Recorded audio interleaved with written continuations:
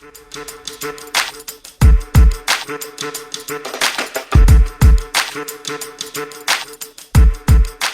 everyone, let's see if we can change some minds tonight.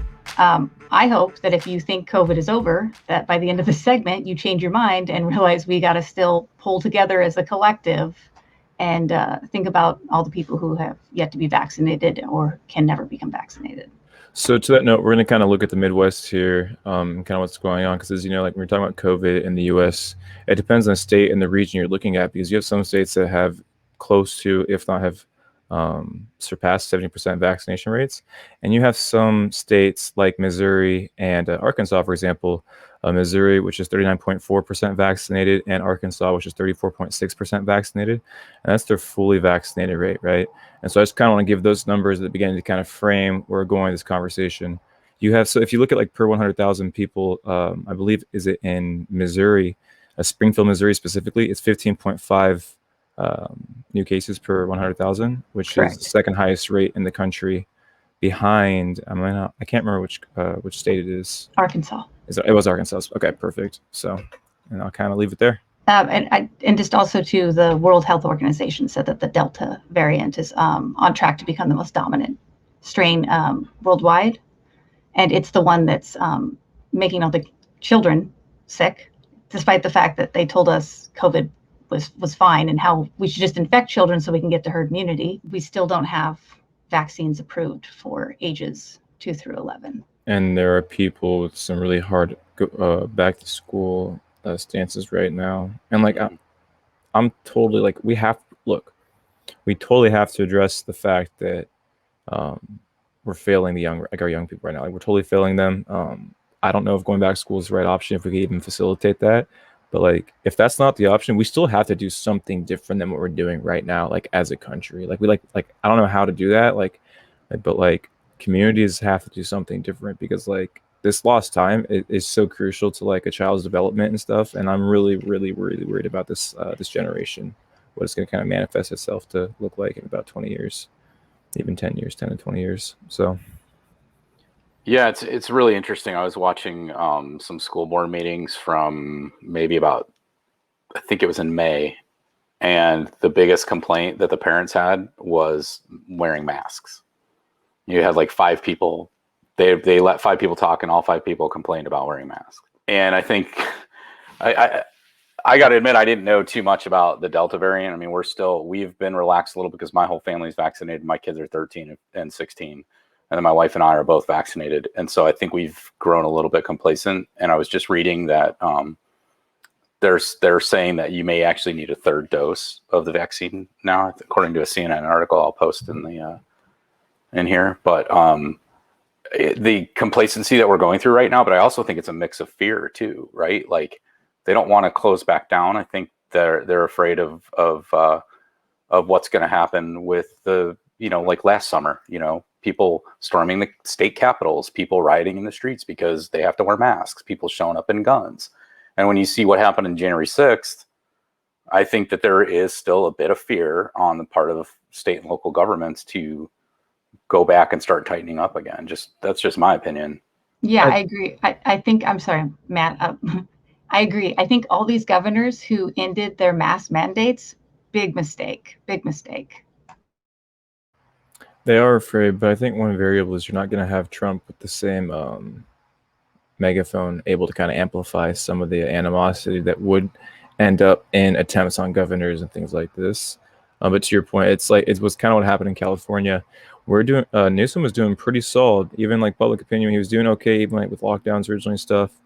Where he messed up was he closed the beaches, which they just like, and even if it's a problem, like when you're looking at the numbers, like in like contact tracing and stuff in different areas, the beaches were not really the issue.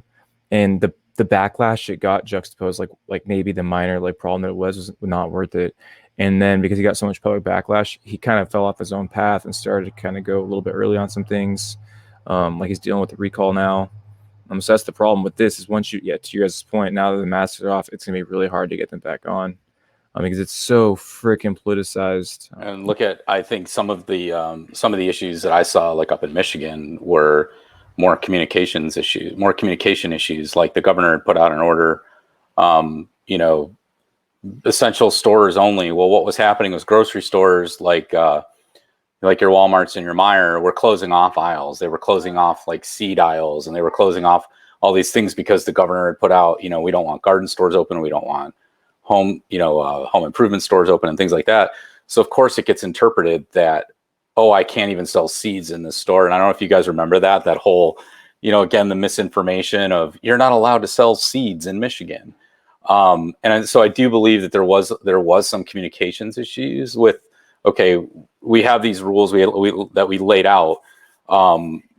But, at the same time, Michigan, they had a very early hotspot, but then ended up being one of the best states in terms of how they handled the virus as a whole. So all in all, it worked out well, despite the near kidnapping of the governor.